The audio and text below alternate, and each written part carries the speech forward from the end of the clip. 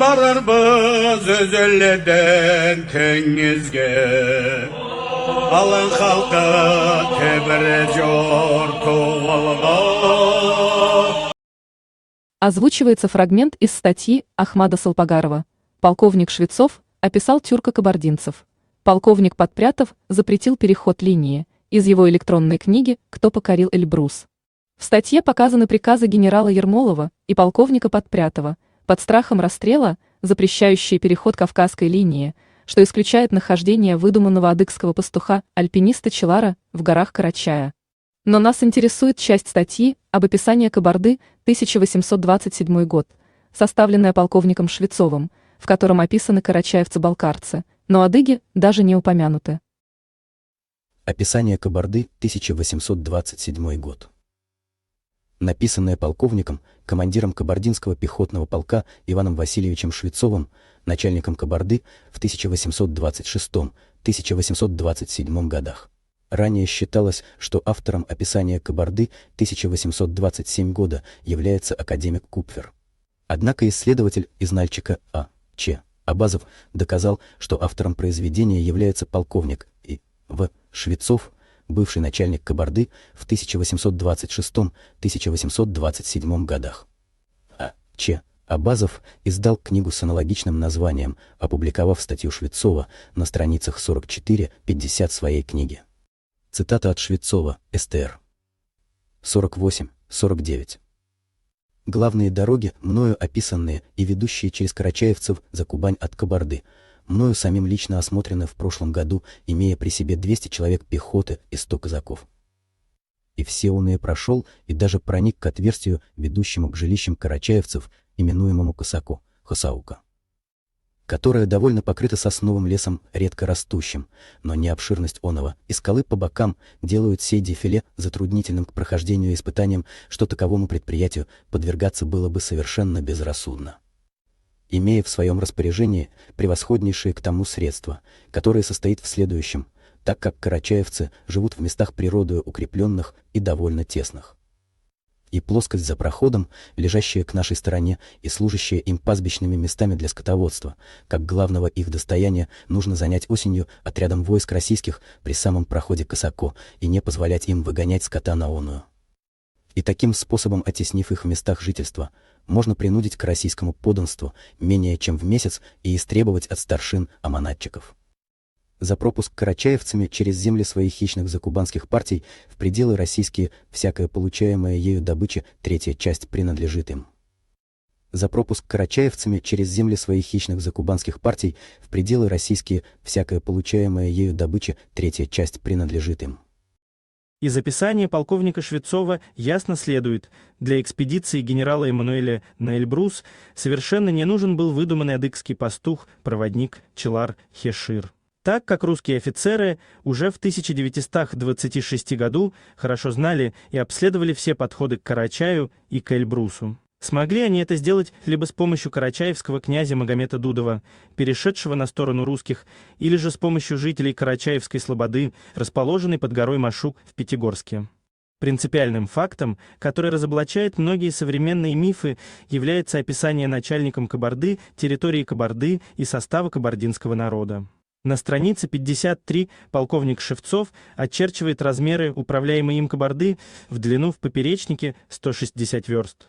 В поперечнике около 70 верст населена кабардинским народом, которого ныне не свыше 2500 семейств осталось. То есть на территории 9-10 тысяч кв. КМ находилось всего 2500 семейств или около 15-17 тысяч чел. Из них 860 балкарских семей или около 6 тысяч человек, оставшиеся 11 тысяч. Человек населения подкрольного кабардинской линии состояло из разных народностей и своим количеством соответствует одному современному большому селу. И такое количество населения на равнине легко разместится на 5% описываемой территории Кабарды, то есть на 0,5 тысячи км, то есть 11 тысяч. Человек на 500 квадратных километров – это поясняющая картинка к вопросу о могучей Кабарде.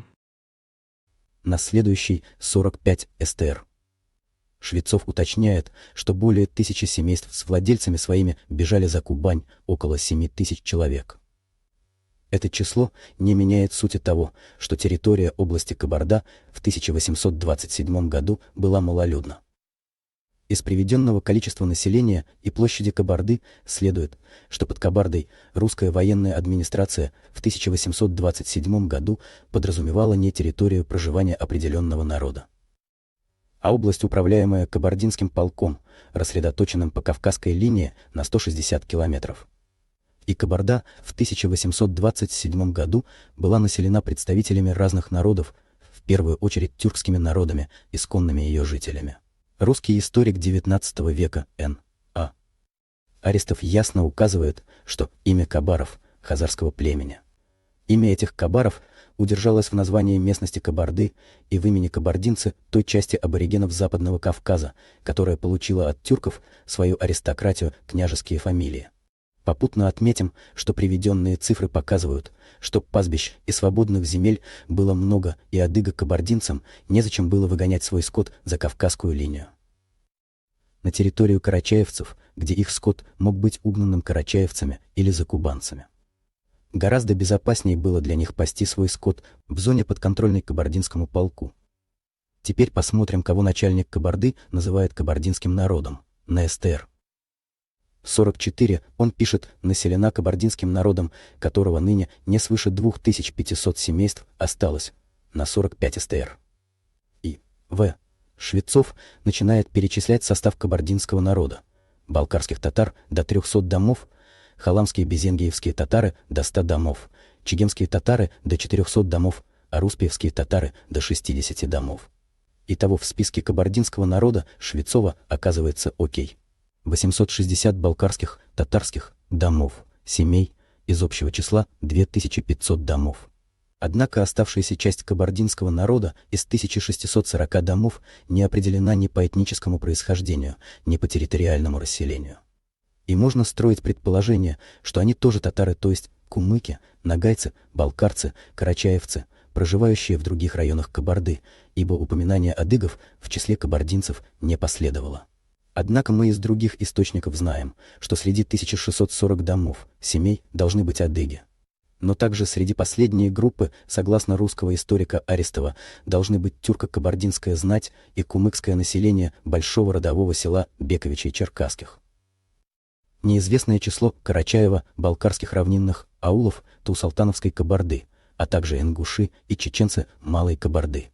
А с учетом того, что, согласно исследованиям Хадиса Тетуева, председателем Кабардинского временного суда с 1822 по 1830, а еще ранее, с 1809 по 1822 год, верховным князем Кабарды был балкарский князь Кучук-Джанхотов, становится понятным, что в Кабарде того периода тюркский элемент был главным. Становится понятным, почему полковник Швецов, обозначив все 5 географических групп нынешнего балкарского народа как кабардинский народ и посвятив 30% своего описания Кабарды карачаевцам. Швецов ни разу не упомянул адыгов в своем описании. Интересная деталь: Шевцов на СТР. 47 упоминает одну из балкарских групп чегемские в 12 верстах от Нальчикской, при ущелье живущих чегемских татар. Вообще-то, река Нальчик производна от названия крепости Нальчик, а название крепости Нальчик производно от карачаево-балкарского названия территории, похожей на подковку Налчик, где была заложена эта крепость. Поэтому вероятнее всего, что венгр-бес имел в виду именно карачаево-балкарское чегемское вольное селение в 12 верстах от Нальчикской, которое могло также быть и на речке Нальчик. Еще Шевцов указывает, что чегемский старшина Кучук-Каншаев имел тесную связь с карачаевцами, что дает нам основание предположить, что прорусский карачаевский князь Магомед Дудов мог проживать именно в чегемском селении в 12 километрах от Нальчикской крепости. Но не будем забегать вперед.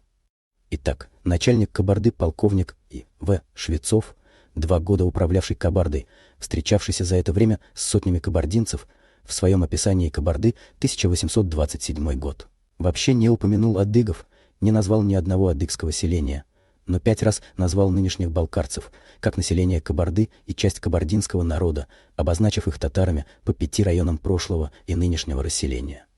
Начальник Кабарды Швецов отдельно упомянул о поселении балкарцев чегемские в 12 верстах от Нальчикской, при ущелье живущих чегемских татар, в котором угадывается вольное поселение, упомянутой венгром Ж. Бесом, участником экспедиции Эммануэля. Более того, начальник Кабарды, полковник Швецов, в своем описании Кабарды, 1827 год, 2 страницы из 7, 48, 49, посвятил карачаевцам, но ни разу не упомянул адыгов. Вы поняли. В описании Кабарды 2 страницы из 7 посвящены карачаевцам, упомянуты все 5 татарских балкарских групп населения. Но адыгам не то что посвятить хотя бы 1 страницу, в статье вообще не упомянуто имени адыгов. А ведь описание Кабарды написано не случайным путешественником, которому простительны ошибки, а написано начальником Кабарды, полковником И.В. Швецовым, который 2 года управлял Кабардой. Адыгские претендента на Карачаевского, то есть кабардинского, Хилара, должны показать народам КЧР и КБР первоисточник, в котором представители российской власти в 1827-1829 годах кабардинский народ обозначали бы адыгами. Подобно тому, как балкарские, халамские, безенгиевские, чегемские, уруспиевские татары названы частью кабардинского народа. Честному человеку непонятно, на основании чего фальсификаторы причисляют вольного кабардинца Хилара к адыгам, адыга кабардинцам, если начальник Кабарды в 1827 году перечисляет как кабардинцев 5 разных групп татар, балкарцев, то есть нынешних балкарцев, но ни разу не упоминает адыгов. Честному человеку непонятно, на основании чего фальсификаторы причисляют вольного кабардинца Хилара к адыгам, адыга кабардинцам. Если начальник Кабарды в 1827 году в своем описании Кабарды из 7 страниц 2 страницы посвящает карачаевцам, но ни разу не упоминает адыгов. Kurtu kölden çıkıp barabız, oy ravori ravoy, nar körüzmege allıbızdadı. В первых 2 выпусках нашей видеосерии «Кабарда тюркская» мы рассказываем о 2 важных исторических русских документах XVII века и XIX века. В первом документе Кабарда названа Карачаевской, во втором документе балкарцы включены в состав Кабарды, а карачаевцы описаны. В то время как адыги в обоих исторических документах о Кабарде вообще не упомянуты. При том, что оба исторических документа о Кабарде выполнены не случайными путешественниками, а выпалены русскими официальными государственными лицами XVII века и XIX века. Однако оба эти документа игнорируются современными фальсификаторами кавказской и российской истории. Но люди должны знать о них, так как они объясняют, почему один из типов горной карачаевской породы лошади была зафиксирована как горная кабардинская порода лошади, или почему карачаевский первовосходитель на Эльбрус Хилар-Килар был назван кабардинцем. Первый документ известен как статейный список Федора Елчина, выполненный русским послом и его спутником в 1639-1640 годах. Второй документ известен как «Описание Кабарды 1827 года», составленным начальником Кабарды, полковником И. Швецовым. Другие факты тюркоязычия настоящих кабардинцев мы рассмотрим подробно в следующих выпусках. Среди них особое место занимает статья в энциклопедии Бракгауза, выполненная первым этнографом Российской императорской академии наук, в которой кабардинцы равнинные и горные включены в состав тюрко-татар, или утверждение историка Н. Арестова от тюрко-кабардинской аристократии адыгов или отказ адыгов Кабарды и Черкесской АО в 1930-х годах принимать на себя этническое имя кабардинец и другие факты тюрко-кабардинской истории.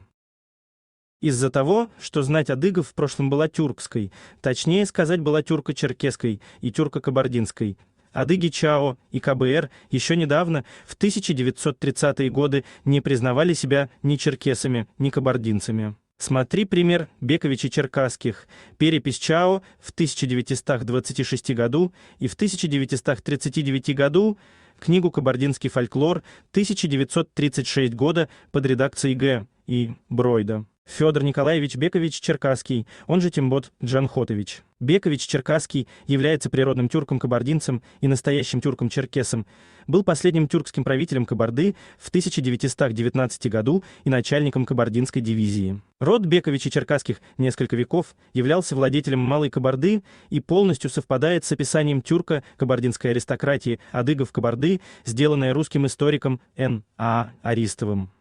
Имя Кабаров, хазарского племени, Имя этих кабаров удержалось в названии местности Кабарды и в имени кабардинцы, той части аборигенов Западного Кавказа, которая получила от тюрков свою аристократию, княжеские фамилии, некоторые обычаи и склонности, а также много тюркских слов в свое наречие. Можно подозревать, что и самое имя черкесов принесено к подножиям Кавказа союзом тюркских родов того же имени, в состав которого входила Кабар, Кобый и Коюсь, в числе делений рода Малой Орды, Черкес или Сёркеш.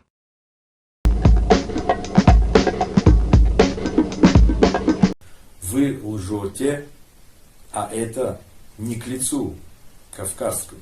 Вот, я поэтому хочу сказать, что вы, скорее всего, не кавказец, если вы лжете, потому что на Кавказе прежде всего ценится честь. Честь. Вот совесть надо иметь и честь. Почему особо честный Аскер Хишир до сих пор не рассказал своим слушателям о том, что русский посол Федор Ёлчин в 1639 и 1640 годах 2 раза побывав в Карачае и Кабарде упомянул Карачаеву-Кабарду, карачаевских князей, узденей, мужиков, но он же, Ёлчин, не заметил и не упомянул адыгов, адыгскую Кабарду, адыгское сословие Пши и Орк?